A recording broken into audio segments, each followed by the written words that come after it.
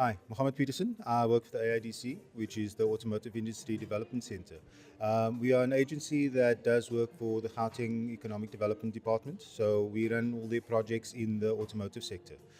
So we work with a lot of the OEMs, Ford, Nissan, BMW, as well as their suppliers. So, sorry, our main focus is obviously to make the automotive industry in South Africa a lot more competitive internationally. Our main focus areas are skills development, supply development, enterprise development, government incentives, as well as incubation programs. Right. Tell us a bit more about the skills development program. Okay, the skills development department runs a lot of projects with regards to training, learning and development, etc. So we focus a lot on the technical side of things. So we've got artisan programs running. We actually manage a bursary scheme for Siemens and Eskom as part of their expansion project. So we've got about 100. Well, we used to have 100. I think most of them are through the program now. We're sitting on about 60 people that are doing a variety of different programs, learnerships. Some are doing just work experience. So, sorry, Siemens has sponsored that for as part of their ESCOM partnership for the new stations that go up.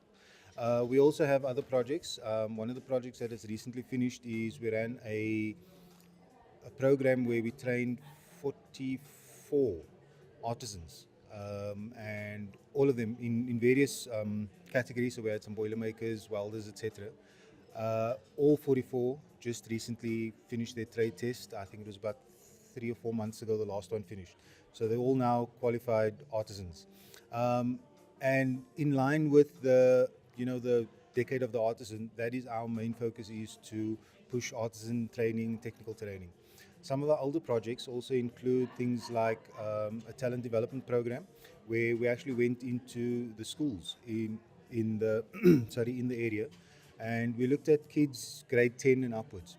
We were trying to get them to actually do maths and science rather than life skills and what's the other one, maths literacy, because a lot of the technical qualifications, engineering technicians, artisans, they require full maths to actually make it worth your while, to succeed better.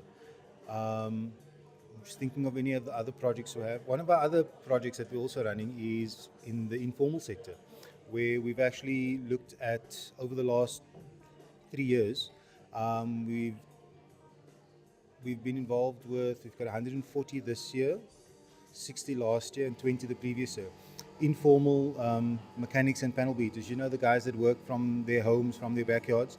And what we offer them is not only some technical training, where we actually teach them a little bit more about the more advanced cars, because most of the guys, they're working on the old Toyotas, the BMWs, the ones that aren't as, for example, as advanced as what we have behind me here. So we've given them some technical training on the mechanic side, as well as panel beating and spray painting. And then also we've got a partnership with UNISA, where we actually offer them business management training, because a lot of these guys, like I said, they're very informal. So their business management skills aren't maybe the best in the world. So we go in there and we teach them the basics, how to do a business plan, how to market your business better, and things like that. And that project is still running with UNISA. As well as one of our other projects, which falls under the incubation center, which is the the Winterveld Enterprise Hub, which is for panel beaters in the Winterveld area. The hub was set up as a place where the informal businessmen from the area, for example the panel beaters, could come into the hub, where we had the latest state-of-the-art equipment for panel beating and spray painting. They would come in there at a small fee. They would be able to use that equipment to work on the cars that they've gotten in for themselves to work on.